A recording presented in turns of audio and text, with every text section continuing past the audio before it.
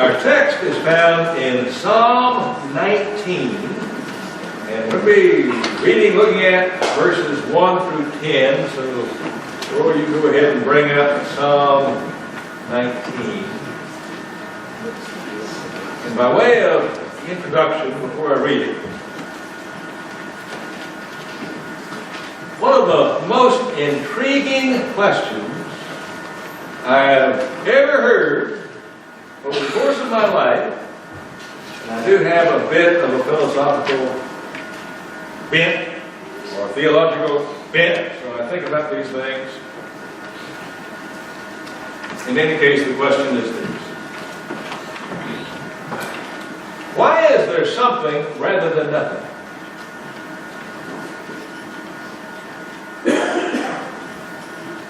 You ever spent a restless night tossing and turning, wondering, I wonder why is there something around?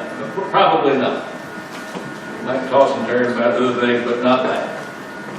But in this context, it's an appropriate, let's say, philosophical question. Why is there something rather than nothing? Well, basically, there are only two prevailing answers to that question that we have to deal with. And one is the biblical answer, the Genesis 1:1 answer. In the beginning, God created the heavens and the earth. God, the creator. God, the first cause. God, the mover, the creator of everything that is. The other option is, well, it just kind of happened. In other words, everything in all its vastness, in all its energy,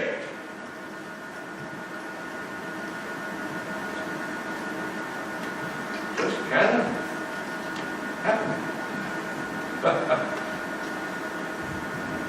You know, what source of energy could make it just kind of happen? So that everything came from nothing. Does that make any sense? Does that make any sense? From a child on up to the smartest person alive on the planet, does that make any sense? That everything, in all its wonder, in all its beauty, somehow couldn't have evolved. There had to be a start. Call it Big Bang, call it creation, what have you. There was a start. So, who was the starter? Who was the creator of the creation? Well, the biblical witness is God created the heavens and the earth. And we can admire the handiwork of the Creator when we are aware of its wondrous nature. And that's kind of where we come in. We don't necessarily come in on the philosophical issue of why there is something rather than nothing. But we just kind of don't notice. We live in this amazing, wonderful, beautiful world that God made and signed His name to. And so much of the time we are kind of oblivious. Wonder, after lunch, wonder how the dog's doing. Wonder what new movies will come out this week.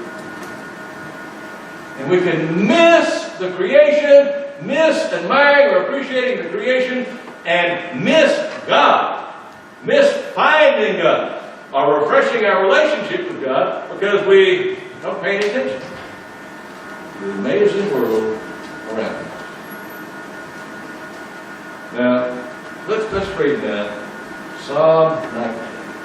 The inspired psalmist didn't simply take creation or the Creator or the law of the Word of God for granted.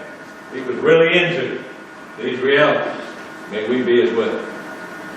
The heavens declare the glory of God. The skies proclaim the work of His hands. Day after day they pour forth speech. Night after night they display knowledge. There is no speech or language where their voice is not heard. Their voice goes out into all the earth, their words to the end of the world. In the heavens He has pitched a tent for the sun, which is like a bridegroom coming forth from his pavilion on his wedding day, like a champion rejoicing to run his course or his race. It rises at one end of the heavens and makes its circuit to the other. Nothing is hidden from its heat.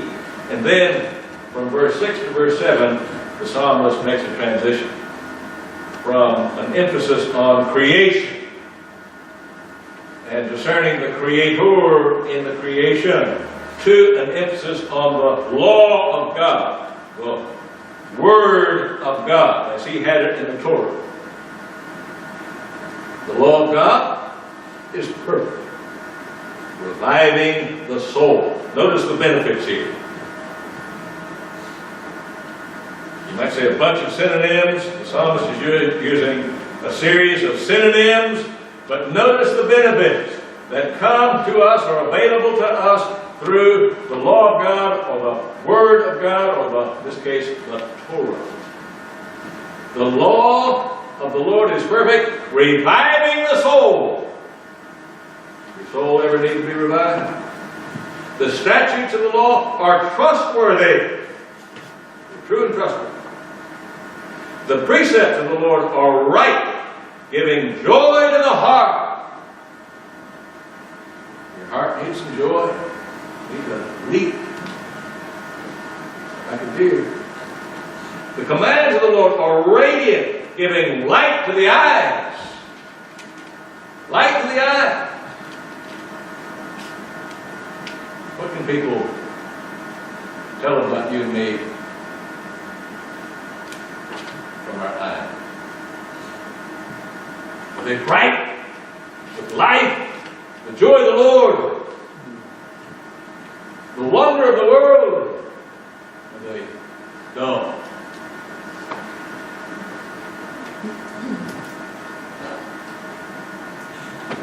Unhappy. You need more appreciation for the heavens, creation. More appreciation, more help, refreshment from the Word of God, from which flows brightness to the eyes. The fear of the Lord is pure, enduring forever. To stand in awe of God. The ordinances of the Lord are sure and altogether righteous. They are more precious than gold, than much pure gold.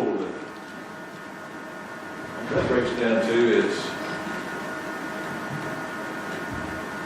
if you could only have, let's say, all the gold in Fort Knox,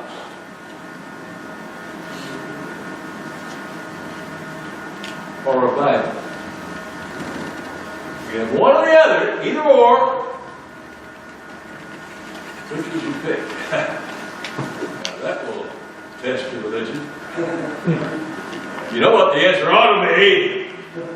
The Word of God. We live from the Word of God. We don't live from gold.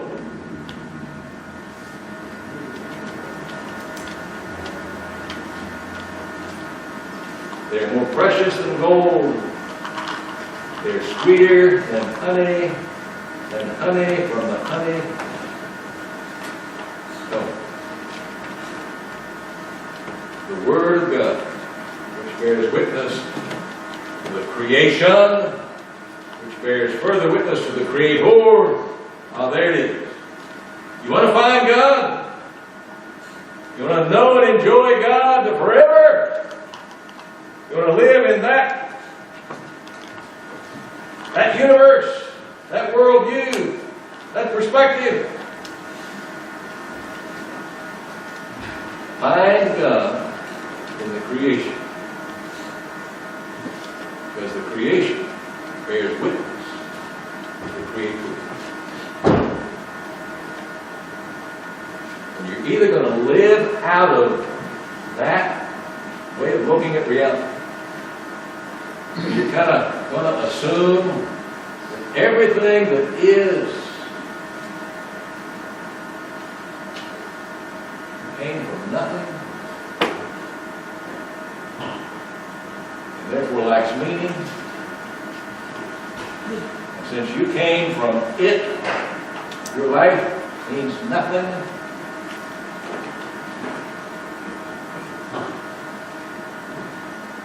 Which is pretty uninspiring. But those are the options. And you don't necessarily hear these options spelled out except in church. Because we're much more focused on the Olympics, our personal lives, very small world. There's much more to know about, to enjoy, be inspired as we see from this text. Now, we can't do justice to everything that's in this, and I can't even do justice to the outline that I put in the bulletin. But let's just kind of notice how the creation points to its Creator. So we can start with the creation, but beyond the creation, the one who made it all. And the first point is, the heavens declare the glory of God. As you see in verse 1. So Psalm 91. The heavens declare the glory of God. So what is the glory of God? The heavens declare the glory of God. We sometimes, especially around church, use the word glory or glorify. What does that mean anyway? It derives from the Latin to make famous, or to appreciate what is renowned. I don't quite use that word much, but dictionary-wise, that's it. To make famous. We can get in to make famous.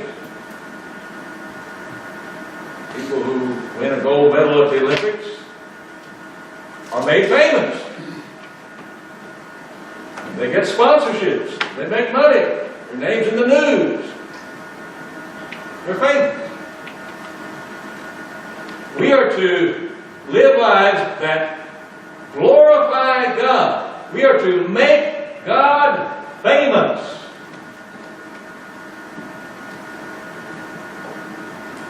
Now, God is worthy of being made famous because of the beauty that emanates from His nature. The beauty and the power that emanate from the nature of God. God ought to be easy to make famous. And what is more, God stamped His image on you and me. We are created in the image of God.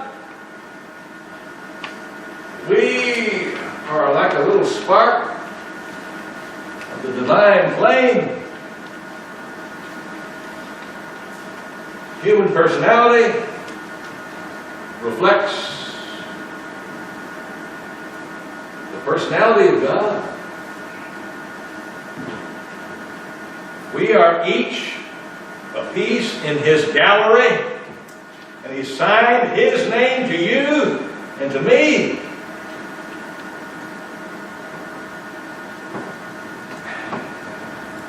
And we are to reflect the the glory of God that we see in creation and that we see supremely in Jesus Christ. That'll be the focus next week. Finding God in Jesus. But we don't. The image of God in us is marred.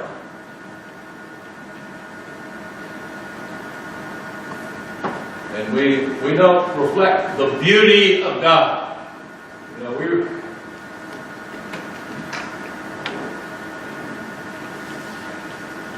we make messes. Now, God comes along to clean up our messes. And more than that, God comes along to clean us up. And restore us. Redeem and restore us. That's the good news. That's the gospel. And you'll kind of know that you're heading in the right direction in terms of conversion and salvation and following the will of God. When you start making the world you touch more beautiful and less messy.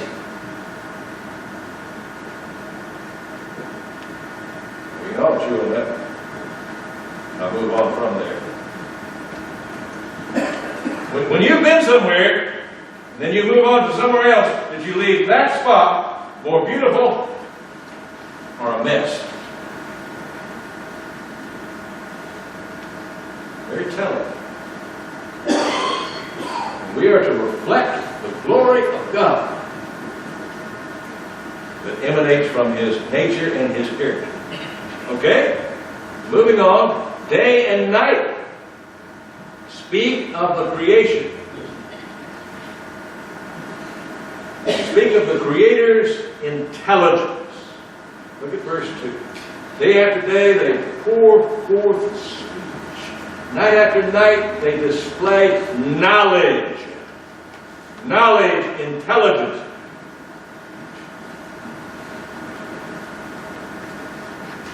Our personality comes through. And our intelligence. And our understanding and wisdom or lack thereof come through by what we say.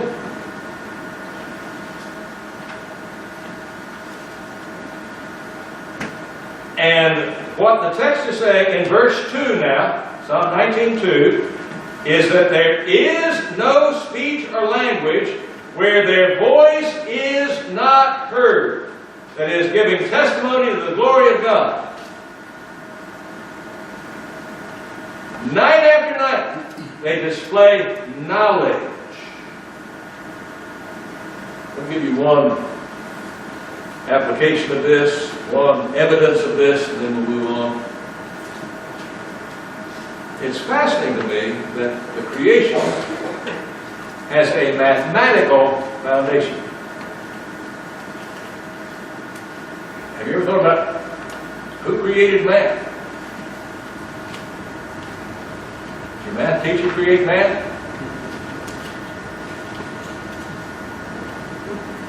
Pythagoras, ancient Greek mathematician, create math?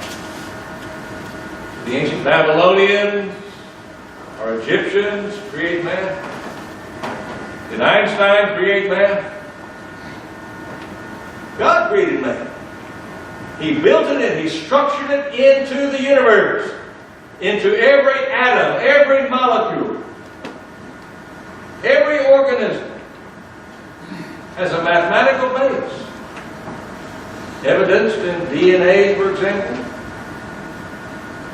Evidenced in the human eye. Evidenced in everything. One of the stuffy boys, I believe, is mind for math.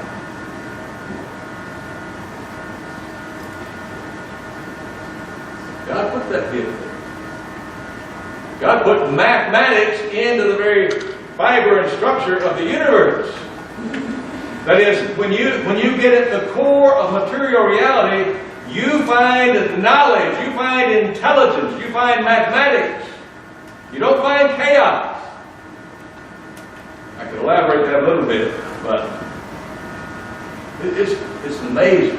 Just like the vastness of the universe, the macro universe is amazing. The micro universe is amazing. Evidence of the intelligence of God, the Creator. You know, if the universe created itself, the universe is very, very smart. But how can anything create itself? Did you create yourself? Took a mama and a daddy all the way back to God. And we've got to move on. There's so much more you can do with these points and these verses. But moving on, the creation is self-evidently designed. As you read in verses 3 through 6, there is no speech or language where their voice is not heard. The voice goes out into all the earth, their words to the end of the world, and then on. Everything is obviously designed. Now, when you see something that's designed, what do you conclude about it? That it designed itself? If you're walking down the beach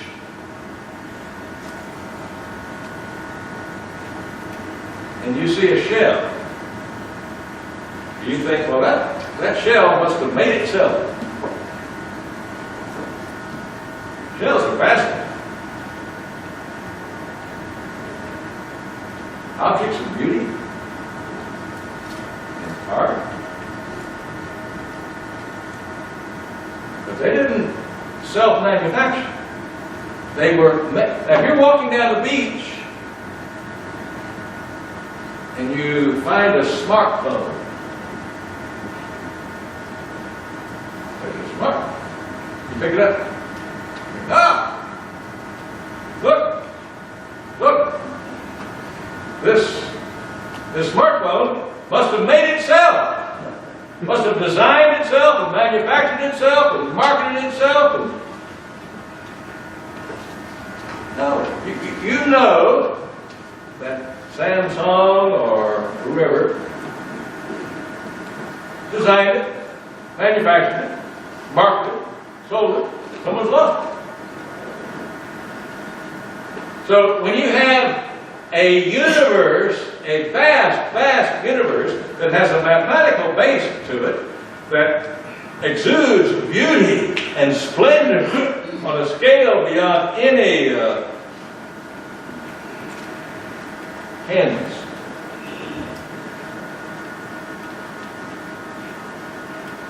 You see design is self-evidently there. The universe didn't design that into itself. The universe didn't make itself. Everything doesn't come from nothing. It comes from a creative source. And that creative source is God. And you came from God. And you and I go to God. The interim between our coming from God and going to God, we have a few years of opportunity to either glorify Him and make things beautiful and restore and redeem and set right, or just to make one mess after another. Do we not? And that's where the Lord comes in to help and the gospel comes in. It's all good news. There's forgiveness from God for any sin you've ever committed. Forgiveness, grace, mercy, restoration. A walk with the Lord. Life. This life was meant to be there. But to close out. With God, life works. And life makes sense. As you see in verses 7 through 10, that's how it works. It works through the Word of God, the same Word that created everything in the beginning, inspired the Word of God, which dispenses the wisdom of God, the redemptive plan of God, ultimately revealed in Jesus Christ. Today we're looking at creation itself. With God, life works and life makes sense.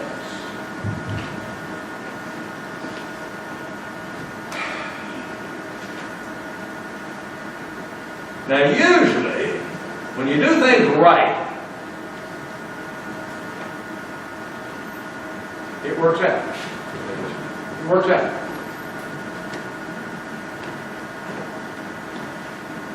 Our ladies are in the early stages of putting together a cookbook. In the church here, we have recipes. We're going to build off of the older one. And this past Friday night, I had an opportunity to enjoy a meal made from a recipe submitted by Dr. Merle Schweitzer, First Baptist Newbern. I don't know if you know Greg Williams, Linda Williams, Linda, daughter of Merle, George Schweitzer, now departed. So I'm still being blessed by Merle. And the cook who went by that recipe got it right. Got it right. Got it right. When you follow the recipe, when you do it right, life works. Your projects work out. Now, under the sovereignty of God, they're meant to work out. When things are not working, something fundamentally is wrong.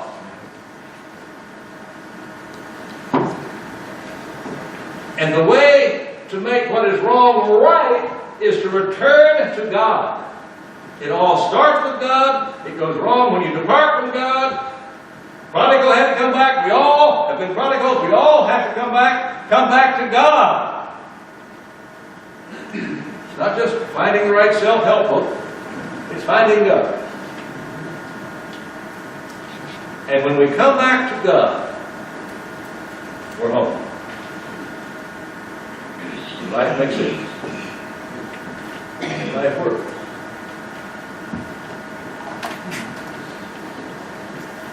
Not so surprising, really. That is.